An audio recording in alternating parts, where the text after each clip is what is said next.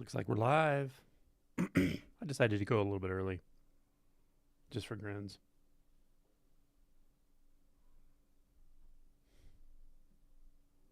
Let's see who shows up.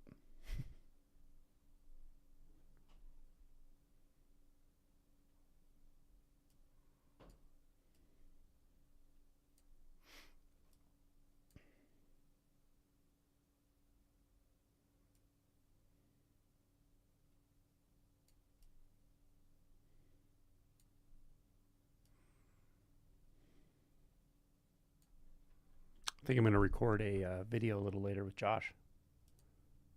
We're going to talk about hesitation and impulsiveness, both being forms of fixation around fear. But also I find that these habits are pretty deeply ingrained in our behaviors, such that it can take quite some time for them to really sort themselves out. So, yeah, I think that's what we're going to chat about. Hi, Miriam. Hi, Kathy. Good afternoon. Hi, Hannah. Good to see you. Google user, hello. Hi, Ashley. Hey, Wolfgang. Good evening. Hey, Tamiko. Jennifer, what's up? How's the weather in North Carolina? Looking forward to going there in a couple months.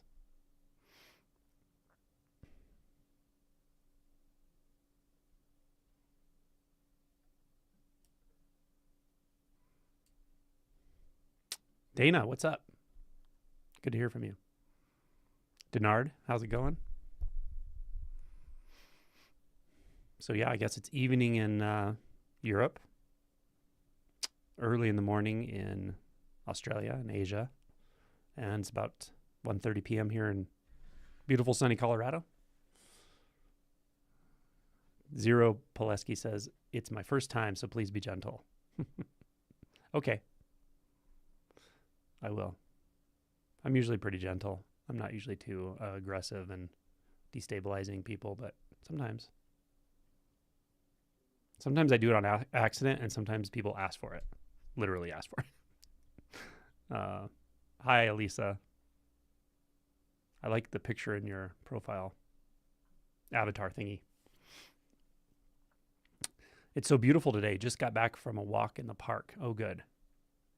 Good. Jennifer lives not too far from the retreat center that we do the large silent retreats at in December, Art of Living in North Carolina. And the Blue Ridge Mountains are absolutely gorgeous. It's a beautiful, beautiful area.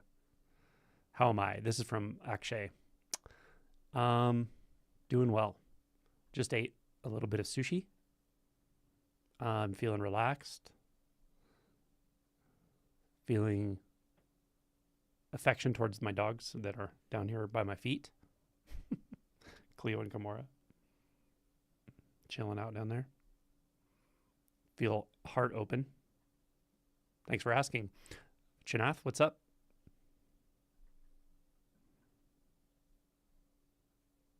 Ashley says, you just never know what will happen with these things. Yeah, it's true. I definitely never know what's going to happen with live interactions with people who are waking up or already awake. The retreats are like that. And when everybody's meditating together in a giant group for days, it gets really poignant and powerful, and the synergy is palpable. And the you want to see Cleo and Kimura? Hey, Lynn. Nicola. You know, I would pull them up, but they're so comfy right now. They just settled into this little doggy bed that my feet are in, and they're like yin and yang down there. So I don't want to get them too riled up right now. I would otherwise, but they're just so comfy right now. I don't want to jostle them about. Hey, Nicola, excuse me. I think I pronounced it wrong. Okay. So where's everybody watching from? Oh, if anyone else is watching this on recording, we do these live YouTube videos where I answer people's questions in real time that are typed through chat. This is available to anyone who is a paid channel member at the sustaining member level and above. And you can easily do that by just clicking join on the channel if you want to donate money to Simply Always Awake so I can continue to do all this fun stuff.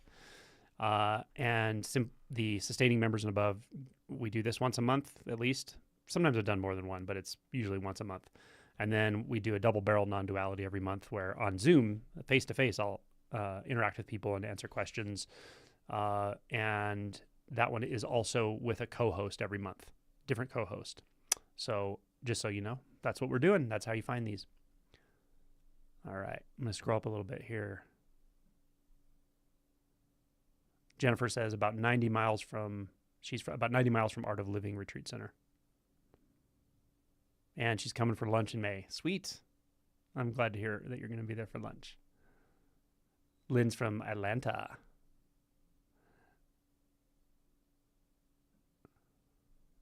She said she'll ask again later about the dogs.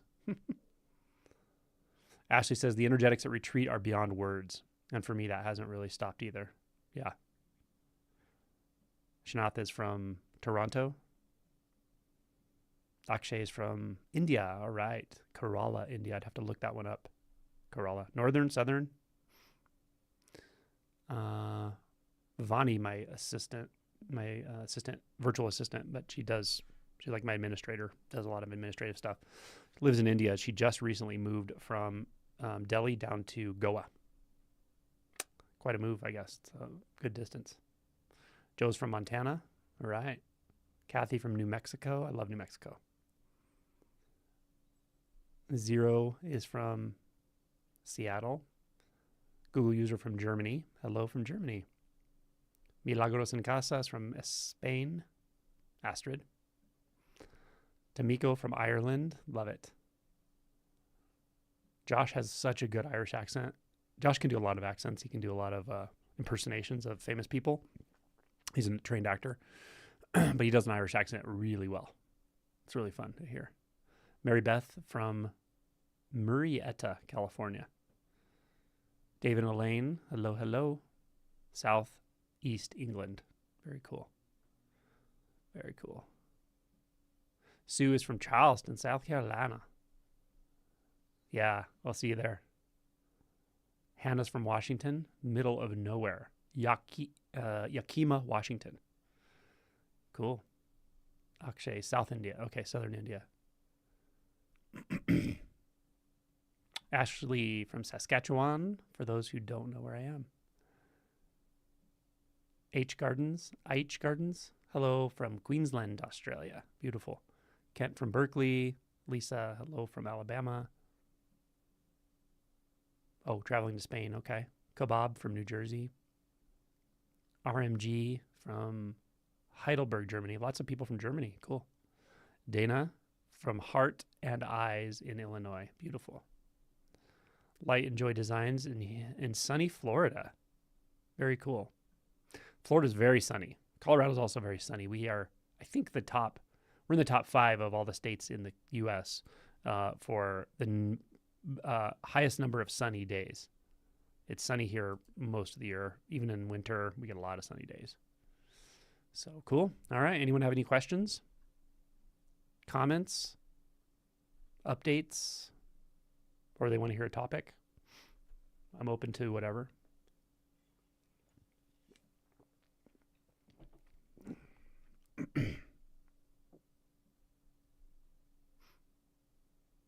Big howdy from Houston. Howdy. Joan or Joni from Dallas, getting a lot of sleepiness when doing moo or other practices. I think it's related to a medical condition, but it's interesting it gets more intense when mooing.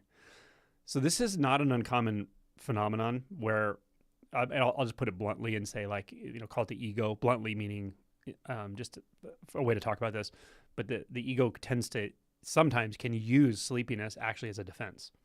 I've seen it with talks. I've seen it where I start talking directly in a very direct way about realization or something, and someone's just suddenly asleep. I've had people move through periods where it's like this with their practice as well. When they try to do inquiry, which is an active process, right? They're suddenly tired where they weren't at all before. So those things can happen. It may or may not be what's going on with you. It can also just be sleep deprivation, or you just need a little more sleep or whatever. But the things I usually tell people are try it at different times of the day. If you're doing inquiry, you can do it even while you're walking, maybe, or just doing simple tasks, standing up, or just do, like, say you tend to do this kind of practice later in the day or evening. Try it right after you wake up, or once you wake up and take a shower, or you feel kind of pretty awake. Try it then and see. And sometimes it won't be the same. Like, it won't happen the same way. But given it enough time, it'll sooner or later probably just resolve itself usually. It's a good question, though.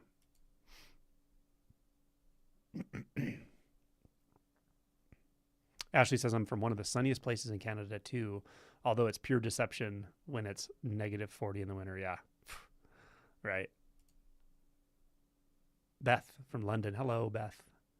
Faces on the walls. What are the best shadow work resources? I have much repressed rage coming. Okay. Well, some of them just depend on your access, but I would recommend Inside Circle or Outside Circle, however they describe it, depending on where they're doing their stuff. But it's insidecircle.org. They're really, really good. And there are many excellent facilitators. They are coming to my retreat in May. And everybody who has a with breakouts pass, basically, will do an entire day with those guys. But they also do what they call Outside Circle intensives. They're 3 or 4 day intensives. They do them at least a couple times a year. So check them out. And I highly recommend. It's very powerful and very potent shadow work. I mean, these are some of the most, in the past, were some of the most hardened criminals, like never getting out of prison kind of people, heads of gangs and things like that, who are some of the most gentle, present, authentic, compassionate people I've ever met now. And they're facilitators, some of them. They're not, all their facilitators aren't ex-prisoners, but some of them are.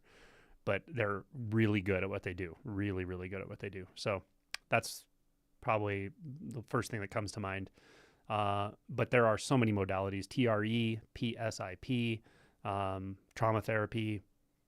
You can look up, there are some kind of practices oriented specifically toward anger and rage, that like rage work, anger work. I can't think of anything offhand by name, but a friend of mine recently told me she had done some work like that somewhere in New York City, which she found was very powerful and helpful.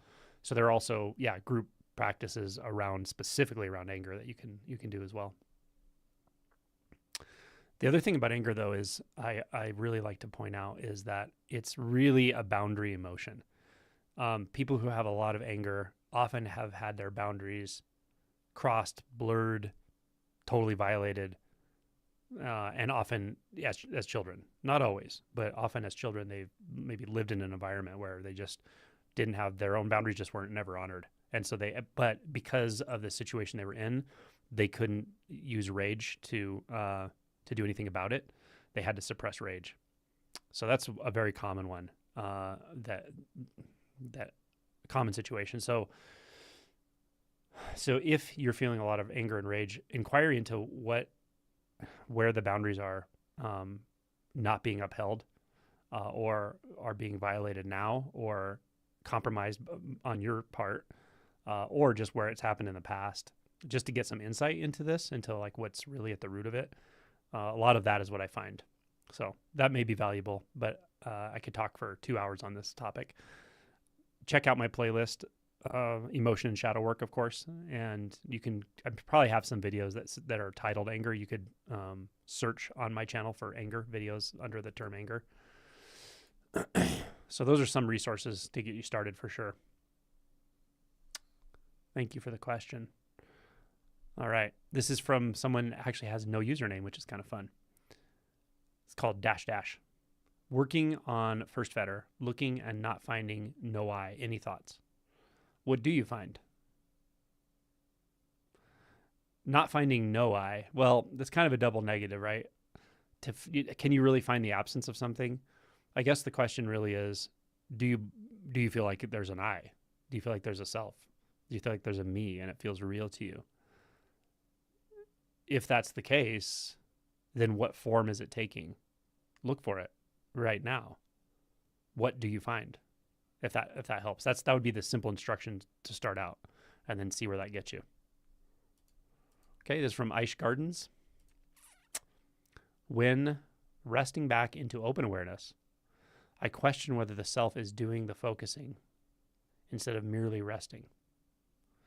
It feels so subtle, as this all there is to be done, as this is all there is to be done, just to continue resting into this. The mind keeps asking whether something is to happen. Does something shift eventually? You're just getting caught up in this subtle level of thought. The resting in awareness instruction, I don't discount. Many teachers use it, and many people have found it helpful.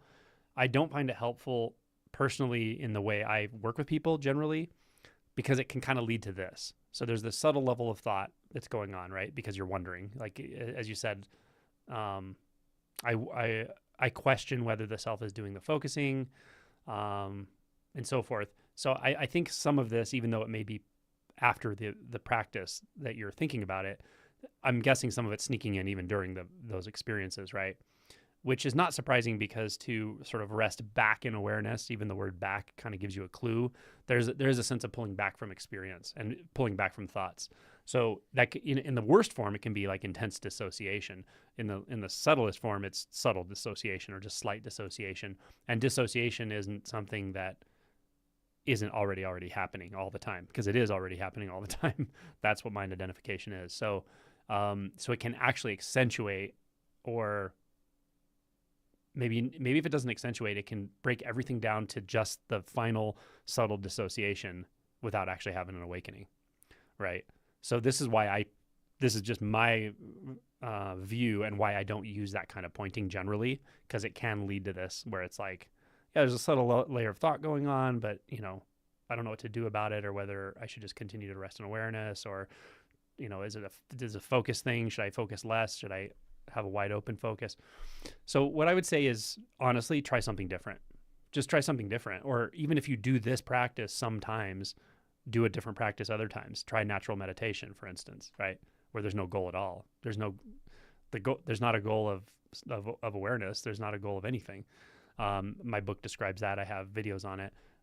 Try also, I think the direct answer to give you the antidote for what I think this is my consciousness playlist. And consciousness playlist, I have a lot of things that actually, a lot of videos that actually guide you through, almost like a guided meditation type thing, back into the direct experience of knowingness, which is not the same thing as what I would call sort of bare awareness. Because what happens is we distance ourselves from thoughts, or we back away from thoughts and become disidentified from thoughts, which is really important. It's an important first step. But as I describe in my book, at some point you have to move back toward thoughts. And resting in that spontaneous, infinite, unbound consciousness, where there's no separation between I and other and thought and past and future, is a really, really important insight. In fact, so much so that I would generally not recommend people start with an approach like First Fetter to wake up. I don't really talk like that, because to me, no self-realization is a much deeper insight. However, it does dawn at different levels. So you can have that first glimpse that, like, oh shit, I really thought there was a me here, but now I can see it's actually not here. Or I can't find it. It's not findable in the way I thought it was. But that's the conceptual self. That's the conceptual me. What's realized in that, if it's proper realization, proper meaning it actually shifts something, what's realized in that is that there is actually the I am sense, right? Which sounds contradictory. That's why I don't talk about First Fetter as an approach. I'd be much more inclined to orient people to a realization of totality of being, realization of I am sense, or Kensho, through one-pointed approach. So all these different ways I approach awakening, or through actually through the nature of thought and consciousness itself, which is how it worked for me. So all these ways I point people are usually not the awareness thing, interestingly. Again, I know it's a common teaching and it works for people. That's great. But it also leads to this this kind of like place where it's like, yeah, things are clear, things are quiet, but there's still that subtle layer of thought. It feels like no identity shift has occurred, right? That kind of thing. So may just be my style versus other people's styles. There's no right or wrong about it, but just so you know, that's kind of my approach. And that's a really good question. I went in farther in depth than I thought I would, but thanks for asking it. This is from Hannah. Hello, Hannah. Flashed. Hello, everyone. Greetings from Denmark. Hi, Denmark, right on. Shanath, how do I know if I am not suppressing? I think you mean suppressing more anger. Or is there an indicator for suppressing anger? There can be, for sure. There are different ways to look into this. One would be ask people around you. Like if you trust a certain friend or a spouse, and just ask, do you think I'm angry? Do I come across as angry? Because I've been around people who I feel anger just exuding from them all the time, but they would probably not say they're angry. It's not super common, but I've been in that situation. I've been close to people who have a lot of repressed anger and don't know it. So, asking somebody you trust that you won't be too offended if they say yes can be helpful. But also, the question specifically was, is there an indicator?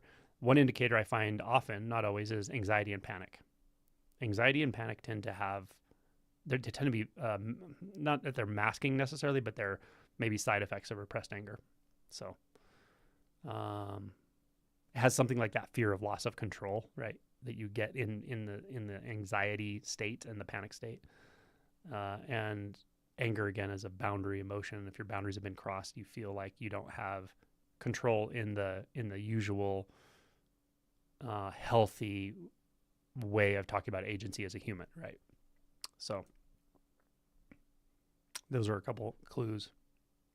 Or just do a workshop, go into a space where people are communicating and acting in a vulnerable and honest way, and see what comes up. Let it come up for yourself. Sometimes we're in environments where, whether we know it or not, we just are surrounded by people, situations, and communication styles that actually help us to repress, and maybe other people are doing the same thing and we don't realize it. So putting yourself in a situation like circling with a good group of circling facilitators or whatever, you may find a very different experience where stuff comes up spontaneously. That's what I find in like the inside circle type stuff, or when I work with James McCleary. Good question. This from Akshay. Currently, my practice is just staying in sensations and integrating them. Good. Life has become easier, yet my ego feels a need for reassurance. Sorry, I skipped over something here.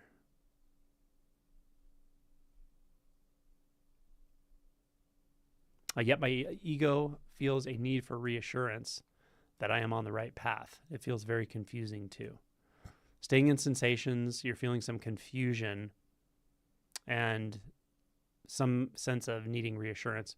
So, I think if we don't overanalyze this and don't overthink it, this is really just the communication of your body, right? So if you're putting your attention into the sensations, right, that's your body, that's your energetic space. If you're putting your attention there, then I'm not surprised that emotions come up, and these are emotions, right? So there's the need for reassurance. What's the other side of that? Fear of not having it, right? Fear of not having reassurance, fear of being abandoned, fear of not being taken care of, right? So there's a fear there, and that's an emotion coming up. I'm not surprised by that. So I would say, just in the same way you hold a sensation, you hold that emotion, right? And then confusion. Confusion definitely can come up, especially when our attention's down in the body. We start to feel emotion. We start to feel sensation.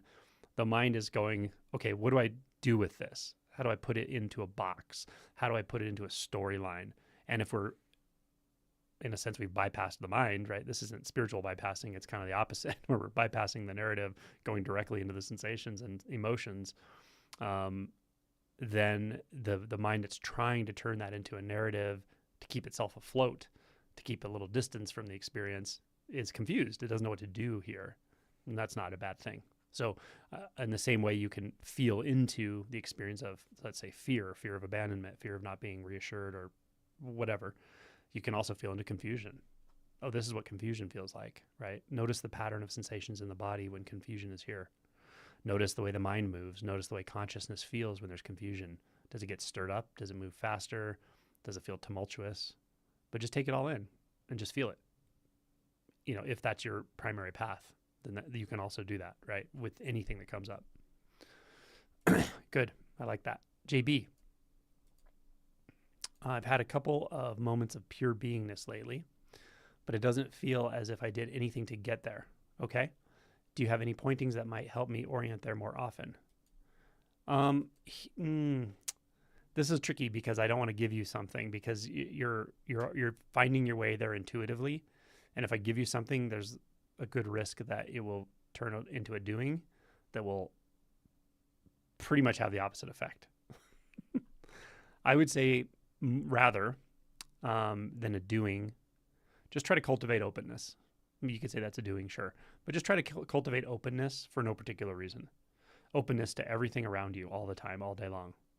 And I mean all day long, like, don't beat yourself up if you forget about it or get lost in thought. What I mean is, in all circumstances and situations, if you cultivate a kind of openness and curiosity, then there's no chance that these moments won't come back. They are here already, right? So just give it space to come in. Does that make sense? So become curious and inviting and open and vulnerable, and be willing to feel and know that sometimes it's not going to feel like that. Sometimes it's going to feel rather the opposite. Instead of some kind of clarity and peace, it's going to feel like intensity and contraction. Like, you have to be open to that as well.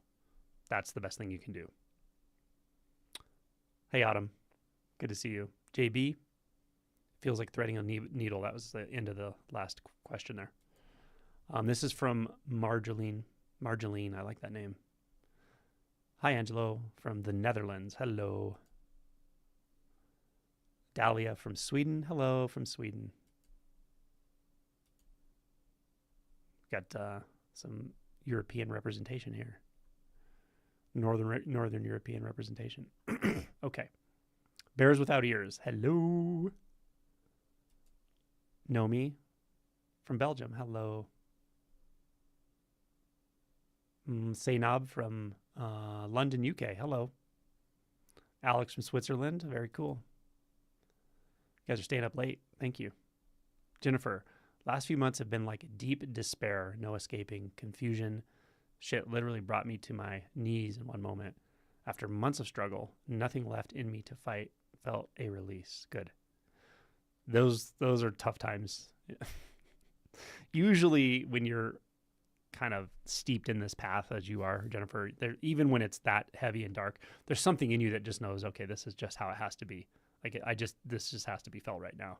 And it can be heavy for, a while, right? And can feel like, oh, there's going to be no end to this. And but what it really means is you've opened the gates, like you've opened the doors and you've said, okay, bring on what I need to feel, bring on what I need to experience. And the best thing you can do here is don't distract. Everyone's going to distract periodically, right? It happens, but don't do it any more than necessary, right? Really try to feel what's happening. What is this? And inviting, okay, I'm glad you're here. It's not comfortable. I'm not comfortable. I'm not exactly enjoying this. I'm not, I wouldn't have invited this necessarily, but it's here and I'm going to acknowledge and accept it and just feel it, right?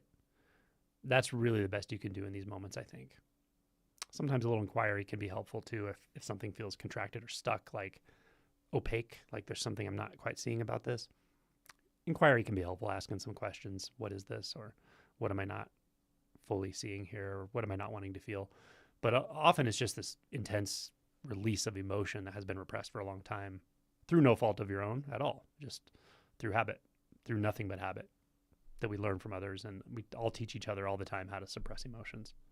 It's like a pandemic. Anyway, I'm glad things seem like they're being slightly more comfortable, I suppose, or settled. Jeannie Stevenson from North Carolina. Hello. Shanath says, I don't feel a lot of anger. I feel grief, sadness, and it is very easy to recognize. But I usually have trouble identifying if I feel anger or not. Maybe frustrated, irritated, but it seems more cognitive, or I haven't recognized a core of anger or a sensation of anger. Good. Yeah. So when you say frustrated, irritated, those are definitely on the anger spectrum. And it's okay. You don't necessarily have to feel super intense, hot rage, you may at some point, but you don't have to. But acknowledgement of that is on the anger spectrum, right? When we feel frustrated, irritated, those are just subtle forms of anger, maybe.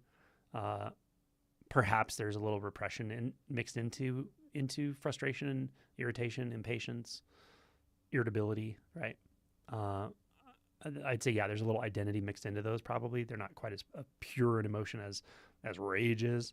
But just acknowledge, let them come in, give them space. Become curious too. What does frustration really feel like here? You can ask the narrative of frustration. What does frustration say, right? Frustration says, I don't want it to be this way. This isn't what I wanted. This isn't what I expected. Or why isn't it going the way I want it to go, right? That's the voice of frustration. But also just, how does it feel? Where do you feel frustration right now? Where do you feel it in the body? You feel it in the face, and the tongue, and the cheeks, and the neck, and the chest, and the hands, wherever. And when I say to ask this, I don't mean to make a record of it necessarily or learn where it is, because it could change.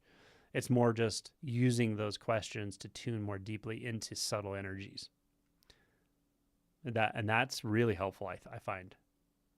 In the moment, it may not dispel the experience or something, but with time, you will become much more attuned to this stuff, and it'll feel like much less of an issue, and everything will get more integrated. You'll feel generally more,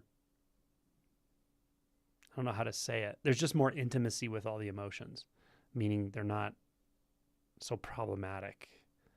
They feel already integrated. Maybe I'll say it that way. They feel already integrated, even if they're intense. Something like that. Yeah. Nice question. Thank you. From Carrie. Love to all from Maine. Zirkton. Early 30. Mm-hmm. Yeah, I started a little early. All right. Face on the Walls. I love that name. Second question. Can you also talk about the total cessation of consciousness that can happen during meditation sometimes? Is there anything beyond that? Well, when we use the word, so yeah, that definitely happens, right? Cessation of consciousness can happen even not in meditation. Is there anything beyond that? Even the word beyond is going to lose meaning if we're talking about this, because beyond really is a cognitive idea, right? It's a concept. Beyond means there's something here and there's something past it, beyond it, after it, right? You have to believe in either time or space to even start to cognize beyond. So I hesitate to give that an answer, right? Also, the question arises, is there something looking for a beyond? Because sometimes even in those times of cessation, let's say, those experiences of cessation, there can still be almost a subconscious layer of identity. So it can be helpful just to be open to that possibility. Obviously you're not going to be thinking about that in those moments, right? But just be open to the possibility that even when things feel like everything has disappeared, consciousness itself is gone, just carrying a little curiosity into that of is there something very, very subtle still sticking around there? That's where I want to point you. And that's something you have to hold with very gentle hands, of course, because you could easily turn that into a mental thing or something. You won't, but it's possible. Okay, bears without ears. What are your thoughts on J. Krishnamurti's approach? I actually know not a ton about it, honestly. I've seen some clips and some videos. I know many people who are huge fans of his stuff, his style, his lectures, and so forth. But I honestly I couldn't even summarize his approach. I don't even know it that well. I've just heard clips here and there. So Unfortunately, I don't know. But if you have a specific question about the approach and how it relates to, I guess, how I talk about things, I can answer that maybe. Shanath said, I just asked my mom. She said, I am an angry person. LOL. Okay. And you don't necessarily have to like wholesale believe what they say either. Maybe she's angry. I don't know. Who knows? But I would be open to just asking her, well, what do you see? You know, do you see me losing my temper and I don't know it? Or do you see me just looking frustrated all the time? Or, and be grateful. Say, thank you for your view on this. And I think if you ask some questions for clarity, you know, just out of genuine curiosity, you'll probably be able to discern more about like what's the truth of that. Because, you know, people could project stuff onto you too, but if it's your mom, she'd probably being honest with you, you know. So good for you for being open to that. Federico. Hi. I think the spiritual map that has steps, waiting for an awakening, waiting for non-duality, for no self, is actually causing me wait. I wish I could let those goals go. Yeah. I would look into, because everything you say here, right, whether it's the steps, maps, awakening, non-duality, no self, those are all knowledge of steps and things you've heard and learned, right? But those aren't the issue. Those are just thoughts, right? The word that stands out in all of this to me is waiting. Look into waiting. Look into it. Deconstruct it. What does it mean to wait? What are you waiting for? Why are you waiting? Why do you need to wait? What does waiting imply? Like, there's a lot of ways you can look at this. But and feel into it. What does waiting feel like in the body? Do you like it? Do you not like it? Is there parts of it that are enjoyable, right? Anticipation. Is it the mental part that's enjoyable? Is it the physical part? What parts are not enjoyable? Because this whole thing tells me you're not enjoying waiting, in a sense. So what's not enjoyable? Look into that. Where do you feel that, right, in your body? I would look into waiting. Cool. Shanath gives me a skull. I like that. Alex H says, can natural meditation also mean to keep eyes open? Sure. Totally. I would just say do whatever feels the most natural to you. Or when it comes to natural meditation, maybe just try it both ways. For me, it generally feels more natural to close my eyes during meditation just because I have for years. But I can meditate with eyes open easily too. In one sense, there's always that happening anyway. So the line between meditation and not meditation these days is pretty thin, I would say. Gareth from Sydney, hello. Tull, T-A-L, Tal or Tull from Alaska. Hello from Alaska, cool. Aish Garden says, to help clarify on the resting into awareness question, I have a sense that attention can go into this so deeply that all else seems to fade. Is this the dissociation? Not necessarily. No, not necessarily, but possibly. Is it better to open wide to experience? Yes, for sure. If it doesn't feel like wide open, even if the mind and everything gets very, very quiet, then I would say move toward more of a wide open aperture of experience. Try it from that. I mean, you've cultivated that state. That's great. Try it from that. See what happens when you open that completely. Open it to what's not even awareness, right? Or what's beyond awareness, or what awareness is aware of, right? How about sound? What is sound then? What is sound in reference to awareness? Open that aperture so wide that you can't even tell the difference anymore. You're definitely onto something. Infinite Nothing says, I was wondering if your dreams changed after this process. If so, how? It's a little hard to summarize that because it's been 27 years or something. But they definitely have. I almost don't dream. They're very, very faint most of the time. Most of the time they don't have narrative. It's just like movements of consciousness. So consciousness while awake and consciousness while asleep now are very similar. They're just like, I don't know what. They're just kind of made out of dreamscape with no particular formations. But yeah, it's just much, much quieter now. Years ago, I remember a lot of stuff happening during sleep, a lot of thoughts and in movement of mind and traveling and intensity. When I was a kid, I used to have really intense dreams, like fearful, terrifying dreams and like scary things. And like, it was a lot of like nightmarish type stuff. But yeah, the last few years, pretty quiet at night. All right. Astrid is asking, getting stuck when I practice object subject. The idea that maybe makes me feel safe, that it maybe makes you feel safe. Yeah, that's for sure. You're right. It's exactly what it is. But when just natural occurs, when it occurs naturally and there is no accommodation, coming up UK retreat. Thank you for all. Oh, there is no accommodation for upcoming UK retreat? ? I think it's full right now. Yeah. We filled her up. Yeah, the object-subject mechanism that seems to hold us back here in a world out there, which will feel, it's so seamless and ongoing that most people don't even realize it's there. They just feel like the world is actually out there and I actually am back here. It's that obvious, right? It's like asking a fish about water. But when you go directly to try to investigate it, or you try to like confront it directly, weird things can start happening. Like you can start feeling fear, and that's not uncommon.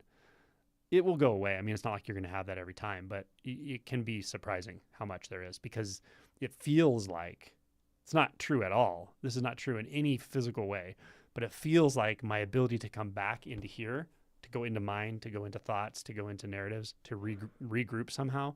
It feels like all of that is some kind of coping mechanism or defense mechanism or a safe place or something, but it's not at all. It's just not even, it's really just not even happening. Anyway, but because it seems like it is, when we confront that very directly, you can get that exact response. So it's not uncommon, but just keep at it and it'll settle. Pamela, hello. It says, I feel like the energies of the 9th and 10th fetters are just gripping themselves. That's more like the 9th probably, but like a battle on a remote Japanese island decades after World War II ended. Yeah. Yeah. The 9th fetter is a powerful energetic force, and it's intense for sure. And it can feel like it's never going away. But it does settle for sure. A lot. And then the 10th fetter is something rather different. It's more very directly belief based. It's very simple, actually. But it doesn't matter. You're going through it the way you're going through it, and you've been busting through fetters and identity barriers like left and right for months now. So things are going just fine, even though it's, I know, pretty intense. So yeah, good to hear from you, Pamela. This is from Marjolaine. Hi, I still feel that there is an identification with awareness. Do you have some pointers for this to change? Yeah. Okay, look at your experience right now, right? What do you really find? And don't use any labels. Don't use the label awareness, right? So you find sensations, body sensations, right? You can find those easily. Sound, colors, shapes, forms, light, darkness, or darkness that's extrapolated from there being light or not light. Smell, taste, and consciousness. Consciousness is the stuff thoughts are made out of. Keep looking at those and see if you actually find something called awareness. The other thing to do is, if awareness is one of those experiences that's so accessible for you, then what I would do is put your attention in awareness as fully as possible, and then slowly move it to sound, and then slowly move it back to awareness, and pay attention to what you're doing. Pay attention to what you're finding when you're doing this. Are you actually finding a barrier? Are you finding a point of transition? Like if I were to say, walk across the street, like you're standing on one side of the street and I'm on the other side, and I say, walk across the street. And then I say, was there a point of transition between the sidewalk and the street? You'd say, yeah, I could look down and see when I step from concrete to pavement, for instance. So in the same way, I'm asking you, like, do you actually find a barrier or boundary between awareness and, say, sound, or awareness and sensation? Keep looking, keep moving your attention between them until it's really, really obvious that there's nothing that stands apart from anything called awareness. But that's one approach to non-duality, and that works for many people. You know, Fetters is a different way. There's a lot of ways to do this stuff, but that's a good one if you are curious about this. Yeah. Thank you. Okay, Echo Wentz.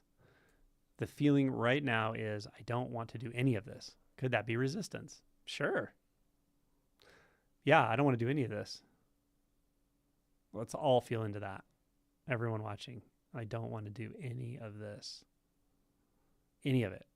Life, practice, responsibilities, suffering, feeling, doubting. I don't want to do any of that. Just feel it. Feel it, feel it, feel it. We could call it resistance. We could label that resistance. We could label it just a kind of fundamental no. But it doesn't have a name necessarily. It's just what it is. You could say it's an energetic. It's an experience. But when we feel into it with curiosity and like a kind of love, then it becomes not a problem. Spend a day doing this. Spend 2 days. Spend 10 days. Spend a month doing this, right? Meditating on resistance or whatever this feels like to you. And at some point you'll realize it's not a problem. You'll be in like alignment with it. It'll feel like you are in a kind of a synergy with it. That's what I would do. That's what I recommend. Thanks, Echo. Faces on the wall.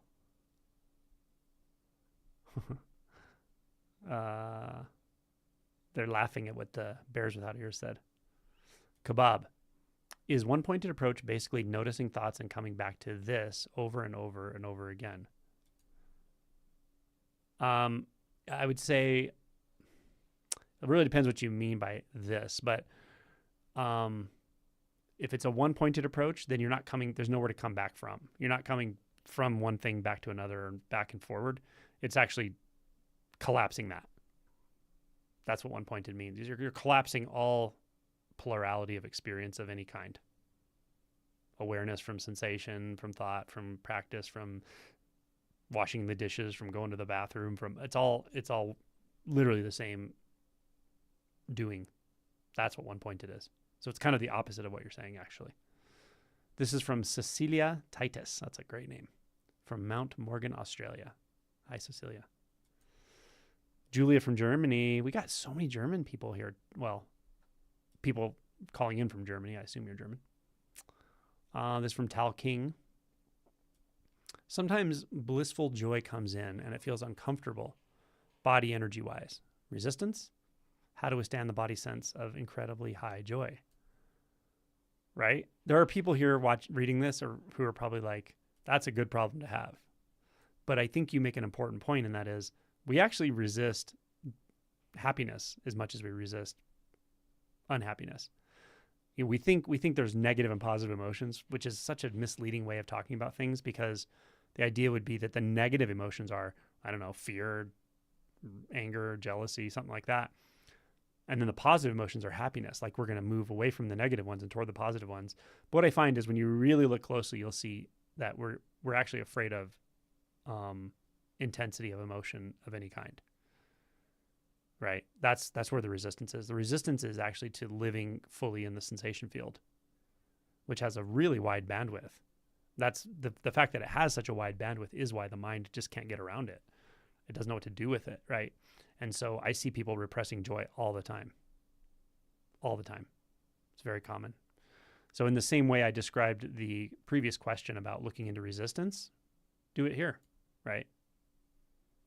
When the blissful joy comes and feels uncomfortable, and then the whatever feels to you like resistance, find it. Find where it is. Maybe it's not even what you think it is.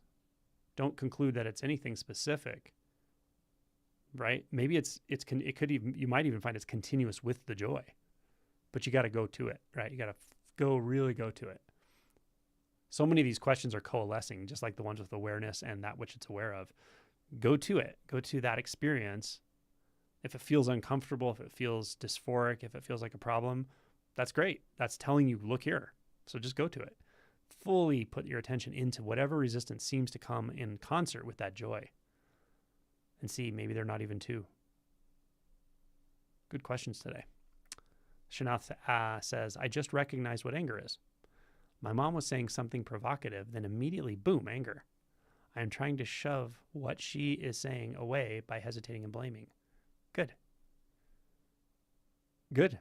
And so instead of doing that, right, or just seeing that the mind may try to do that, blaming, turning it into a narrative about who it's you, it's me, it's whatever, go, okay, well, what if I just felt it? What if I just felt it right now? Fully felt it in the body. That's all I really want you to do. That's what I mean by feeling anger, right? Feel it. Even if you have to invoke your mother, like in a way, like remember her telling you that. Remember her telling you what triggered you. Or even ask her to do it again. Like, just like, can you just do this for me? But whatever, right? Like, go to that trigger point and then just feel where it brings you into the body. You may be surprised. It may open things up. It may even cause kundalini. It may not, but it may shift a lot around energetically. It may open up blockages. You may be surprised how intense it is, but that's what I mean by feel it, right?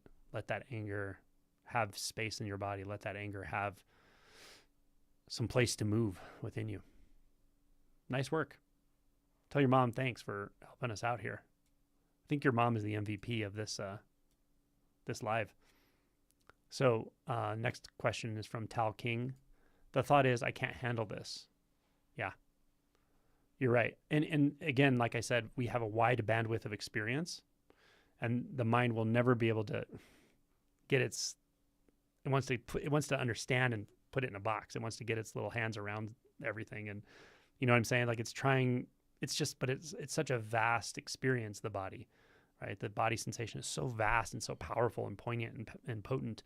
The mind is just so inert in reference to that. But to the degree that we still reference the mind, it gets weird, right? Like we're trying to understand this somehow. You're not gonna be able to understand it. But it will say things like, I can't handle this. So just notice, yes, that's a thought. But again, noticing that's a thought is one thing, and that's great. Go to the sensations. Both you and Shanath, both of these. One is like, the fear of, not fear, but the recoil from joy. And the other one is a recoil from anger. They're the same thing, though. It's all the same. It's all sensation, really, when we're talking about the emotion spectrum. So go to that anger. Go to that joy. Go to that resistance. And just see, is there any dividing line here? Where do I feel it in the body? Where? Where is it? Maybe it's not even maybe it's above the body, below the body, but really take it in. That's where the money is. That's where the transformation is.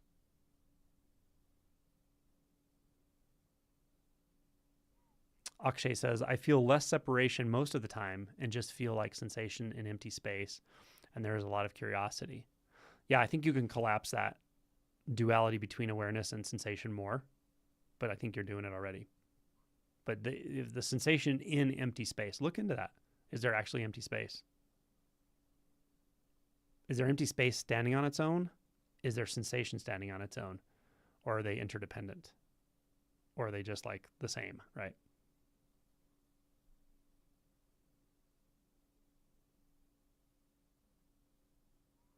I feel like I become one-pointed, and during a practice, or during practice, but it hits a barrier with silent mind. Yeah, barrier. It's a thought. But keep looking. Keep physically looking. That's what I mean by looking for a dividing line, barrier between one and another. There is no one and another, right? That's non-duality. So look into it and see, is there really any barriers here? This is from Amelia. Hello, Amelia. Hey, there's been a lot of lightness and yet I have been experiencing an emotion of immense hopelessness. Yeah. I'm doing my best to stay with the sensations, but it feels so dense. Is this another thought? No, I don't think that's another thought. Well, there's thoughts about it, sure, but the immensity of what you're experiencing is common at some point for people. And so the lightness and the immense hopelessness, I would really, really make a study of hopelessness. Like, just do hopelessness meditation. Sit down for 30 minutes and feel as hopelessness as you can. Not conceptually hopeless. I mean, feel whatever this is as closely as you can. Give it space. Give it your whole body. See if there's any part of your body that's not feeling it, right? Like maybe you just drop in. You're like, okay, yeah, I feel this hopelessness. It's in my heart. It's in my gut. And I want you to look and see, is there anywhere in the body that's actually holding out? I want it to be everywhere in your body. I want you to feel it so totally that you can't even call it hopelessness anymore. Okay. Nice. Good question. Pamela, it feels like when there is ease, a dark night is imminent. Yeah. And when I'm in the dark night, ease is waiting on the in the wings. The roller coaster treadmill is clear. Yeah. It will calm down, but yeah, it's definitely like that for a while. For sure.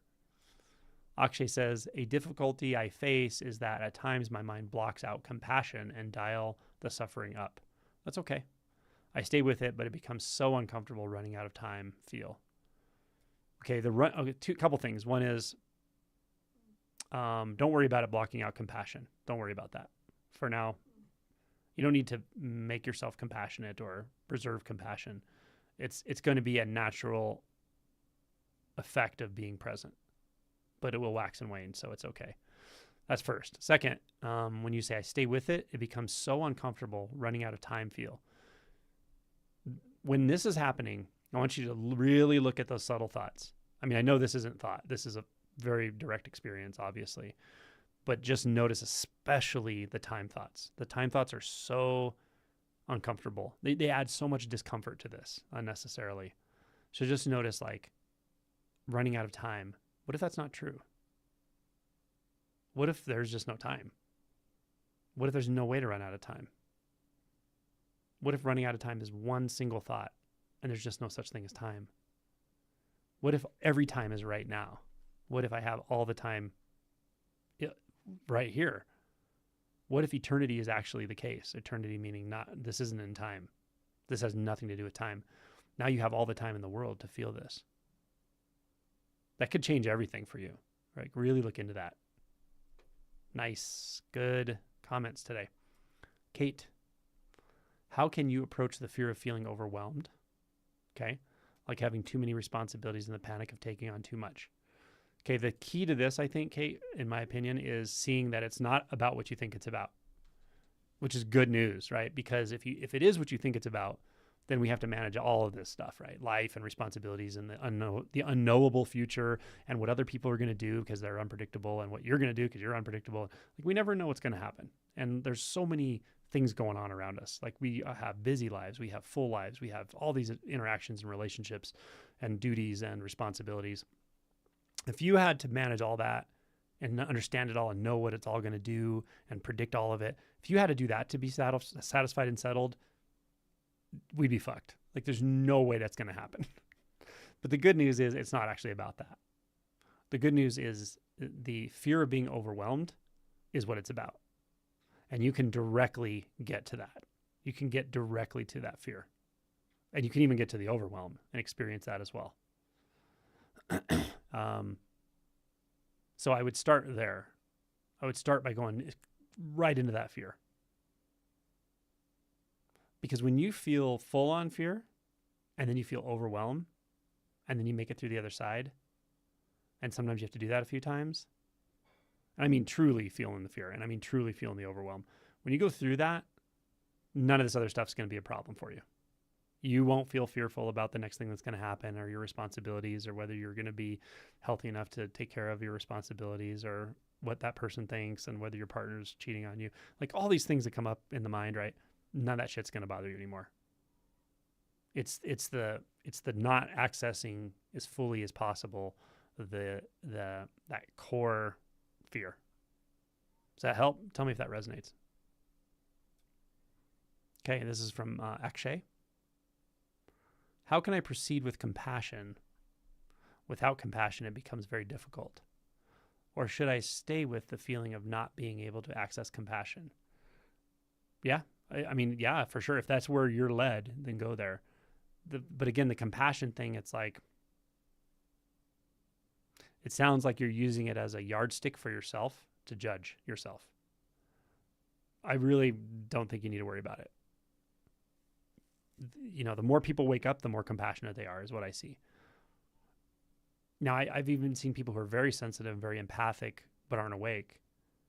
And they're, how do I say this? Their deeper understanding about what's actually happening around them or in the world or their effects on people can be very limited. With realization, your perspective changes a lot, actually. And so your natural empathic drive becomes a true compassion and unconditional love. So that's an evolution that's going to happen through awakening. So I just say focus on awakening, and this will take care of that kind of stuff will take care of itself. This is from Jay, Palo Alto. Hey, Jay. Gareth, when talking about being mind identified, who is the one that is identified with thoughts? Great question. That's what I would look for. Depends where this question's coming from. If you've had an awakening, then you don't need an answer to the question. If you haven't had an awakening, then I would ask yourself, is this a conceptual question for you? Do you think knowing that answer is going to change something? Or are you really curious? And if you're really curious, then you don't want my answer. You got to look. But it's a great question. It's a really, really good question. Yeah. It's a powerful inquiry point, actually. Okay, this one's from Amelia. Did you ever feel a shift in the right side of your heart? Raman mentions the cave of the heart on the right side. Curious if you've worked with people who have had an opening there. I don't remember anybody specifically telling me like the right or left side of my heart has shifted or changed. Specifically, I've had just about every experience I've heard of. So as you describe this, I've had things like that. But things change so frequently. Everything's so in flux. Whole reality is coming into being and disappearing that it's hard for me to say, oh yeah, that happened at this time. Or, so yeah, it's a little hard for me to characterize this as something that's like a teaching point. But if it's happening for you, that's definitely something to look into, right? Like really feel into that. What does it mean to you? What does it say to you? Is there a message there, right? Yeah, good question. Alex, what do you think about using AI like ChatGPT as a teacher for self-inquiry? I have no idea. I don't know. I've had people ask if I'll train a bot to do what I do and stuff like that. And I'm like, my concern would be I talk in such nuanced ways to people that I would be worried that the thing would say something to you that could be way off or damaging or something. I mean, I have people talking to me about suicidal ideation and things like that. So I wouldn't trust a bot to do that personally. That's just how I feel right now. Could you just get on ChatGPT and say, walk me through some self-inquiry? Probably it could to some degree because of the resources on the internet, right? That's where it's trained. It's trained on, bajillions of pages of internet information. So it probably has access to Ramana Maharishi and Nisargadatta and, countless stuff. The question is, how can it synthesize that in a way that works to actually cause the shift in people, and walk with them through that. And as things change for that person, to be able to adapt the message that quickly and even pick up on what's going on with them, I think there's almost no way it can do that. That's my opinion, but maybe. I mean, I pick up a lot off people by the way they look, the way they ask questions, the way they word the questions, and then the shifts in experience and where they're coming from after those shifts, like changes, and it's viscerally obvious to me. I'm not sure that a large language model could pick that up, so I don't know. Probably not going to like be super harmful, I would think. That's my sense of it, but I just don't know. Heidi Green. Hello. This is my first time live on my channel. Tuning in from Richmond, Virginia. Thanks again for the opportunity to attend the May retreat. Yeah, she won. She was one of the winners of the May retreat. So if anyone doesn't know and they are watching this, I give away spots for, well, I guess anyone watching it now knows because you're all channel members. But for paid channel members, I do give away spots on retreats periodically on raffles and such. Akshay, I really am tired of the ego's game and just want to awaken. The fact that awakening will give me happiness for a few months and then I have to go back to suffering scares me. Is liberation worth it? Yeah, this is the hard thing about when I talk about this stuff, like honeymoon period and all that, is that it just gives the ego this stuff to like think about, to chew on. But I will tell you this, it's nothing like you think it's going to be. When people talk about a honeymoon period, it's so variable. I've seen people describe like a very pronounced, like unbroken honeymoon period that lasts 2 years and then like disappears. I've seen people who have a honeymoon period that seems to last like a few days. It's just so variable, you know, and even the way people experience realization and awakening and all that, it's so variable. So it's not ambiguous to me what actually happened, what changed and what shifted. It's actually very obvious, but to the mind, it's not. So the mind won't be able to understand this. It will just turn it into something it's not. So all I can say is don't give those thoughts too much energy. They're going to be there. The mind is going to wonder about this stuff. But just don't get too entangled in it. And is it worth it? Of course it is. But you can't negotiate with it either, you know. So you're doing fine. Just don't get too entangled in those thoughts. Keep inquiring into the nature of thought itself, you know.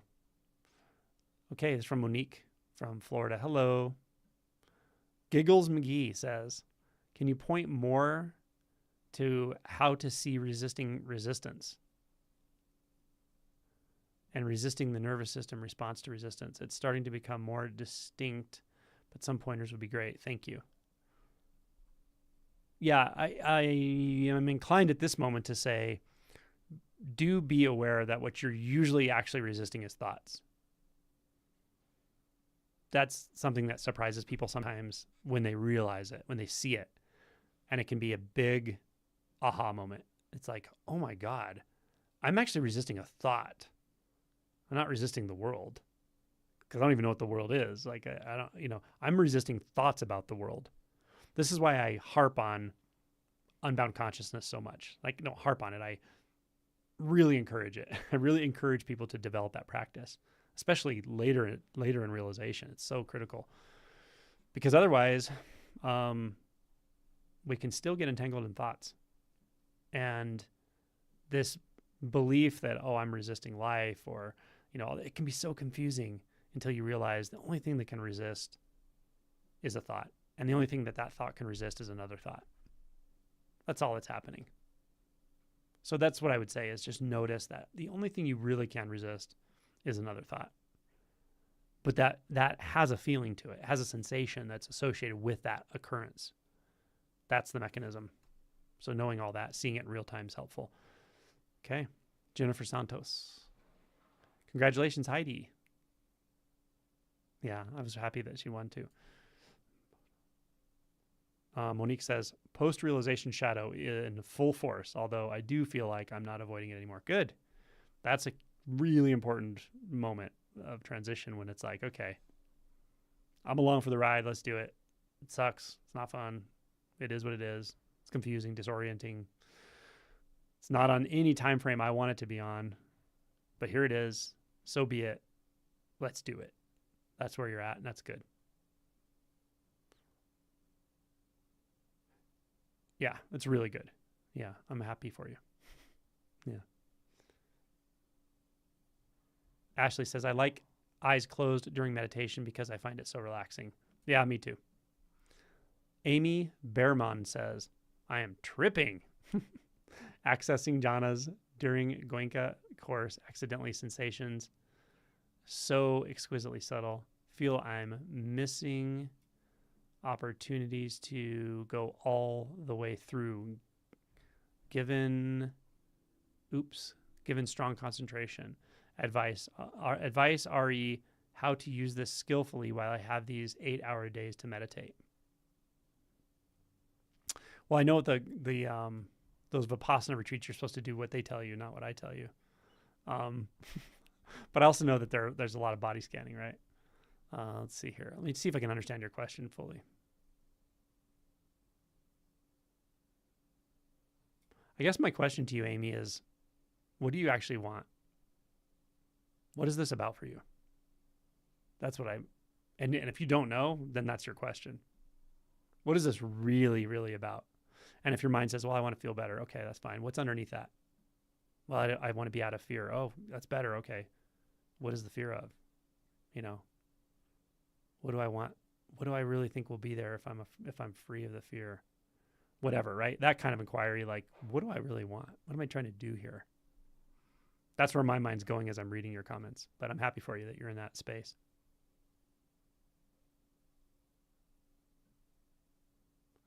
Monique says, I'm noticing a lot of distraction when emotional things come up.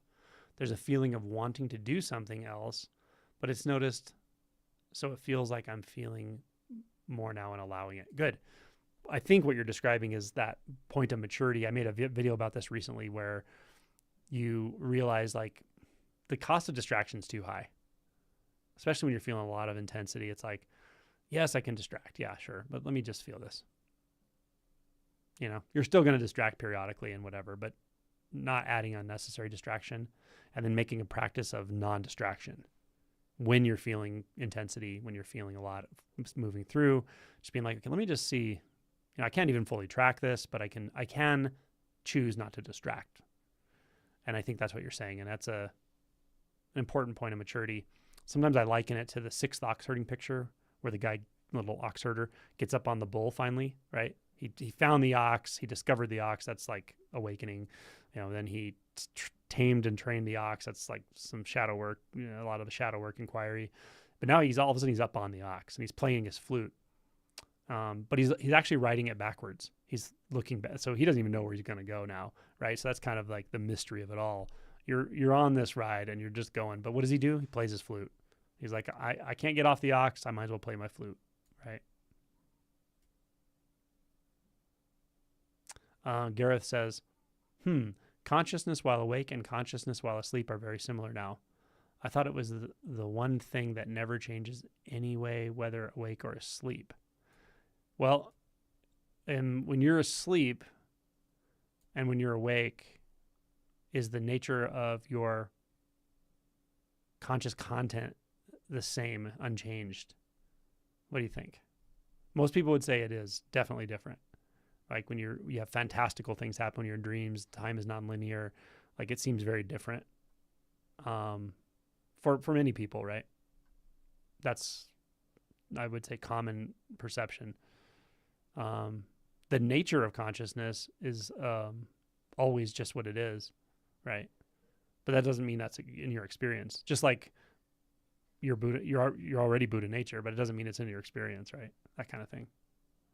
Okay. Alex, in your experience, is it generally harder for people with ADHD to wake up? No, I don't think so. They may use different approaches than somebody who has a very strong focus or something, but not necessarily.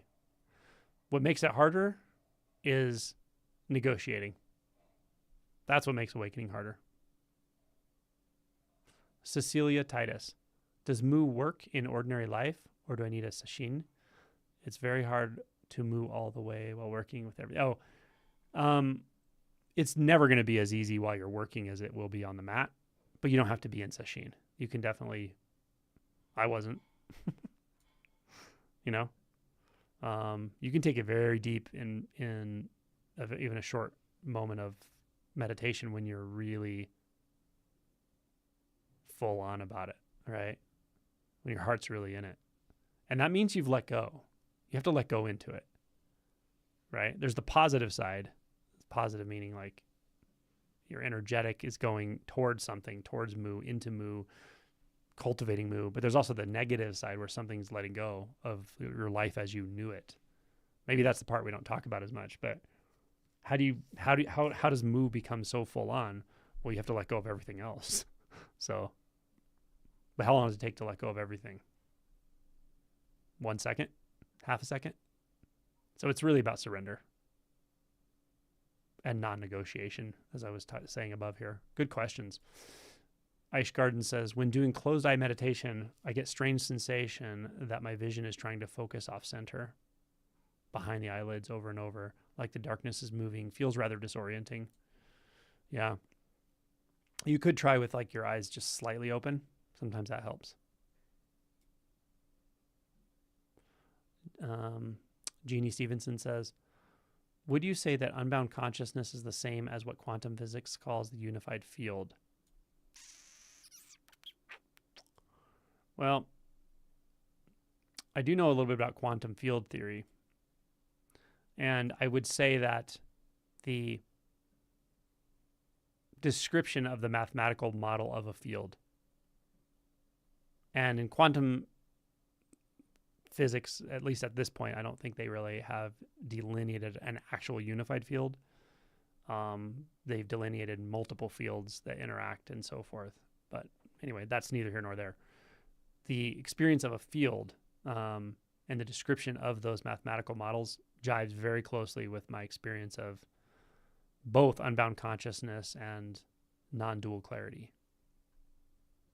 So, yeah. Amy Behrman says, have you ever considered doing separate retreats for pre and post first shift folks? It has crossed my mind very briefly, and usually it crosses my mind when somebody asks. The reason I don't is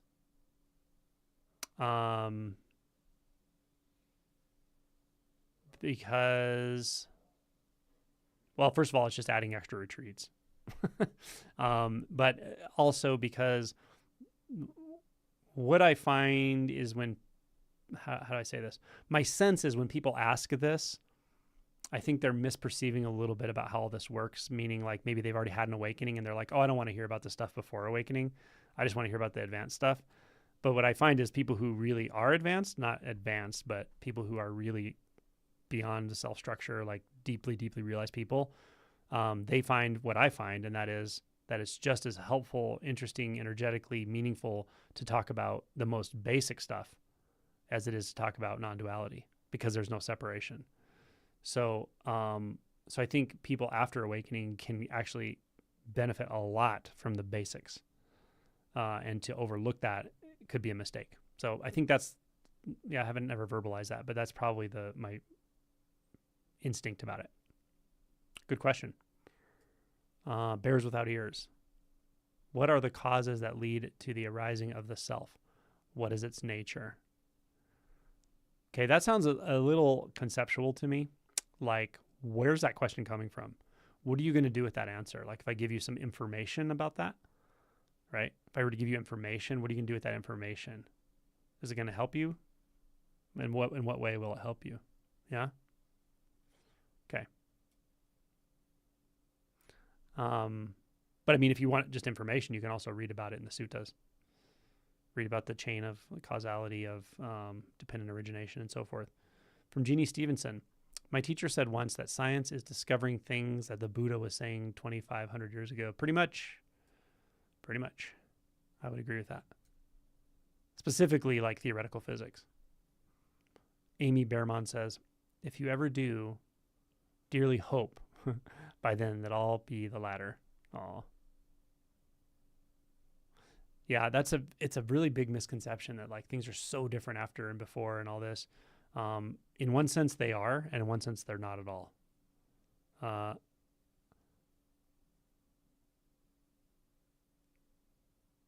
Yeah. Sue, feeling so much grief with realization, there are no others to genuinely connect with. Well, you have a whole bunch of them right here.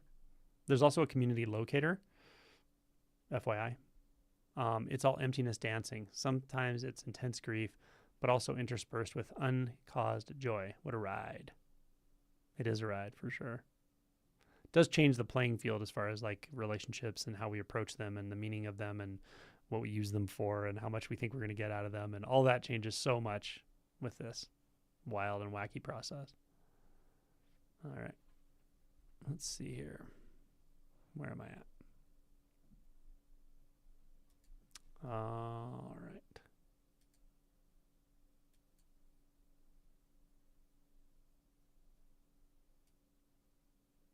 Marjoline. Thank you so much for the pointers. I will have to listen again when this video is being released on YouTube. You got it. Monique. A few weeks ago, on a walk in the woods, there was such deep stillness that it felt like there was absolutely nothing here, followed by a fearful thought that I wouldn't be able to live or to drive home, LOL. Yeah, sometimes we get these very simple thoughts like that, like, I'm not going to be able to drive my car.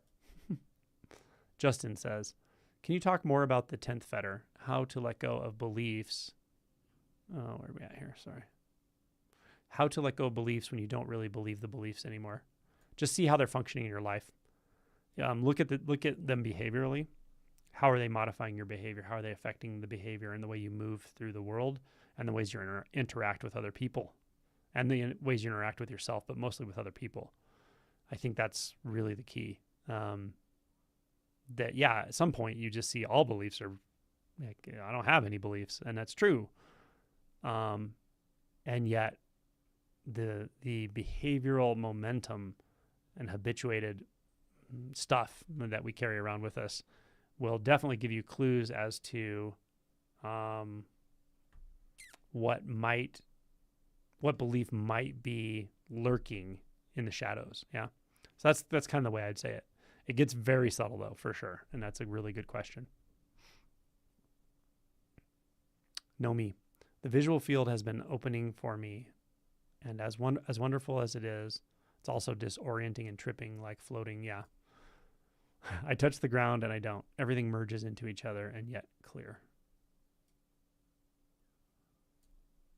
It comes and goes with no control. Not sure what to make of it. Well, unfortunately, there's not much to make of it, really. I mean, as far as like conclusions, just let it keep coming. Be open to it. Be a student of it. Be a willing participant of this ever unfolding mystery.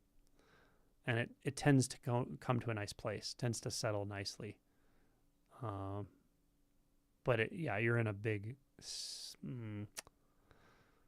moment of, I should say you're in a big transitional phase. Yeah. I know that place. Yeah.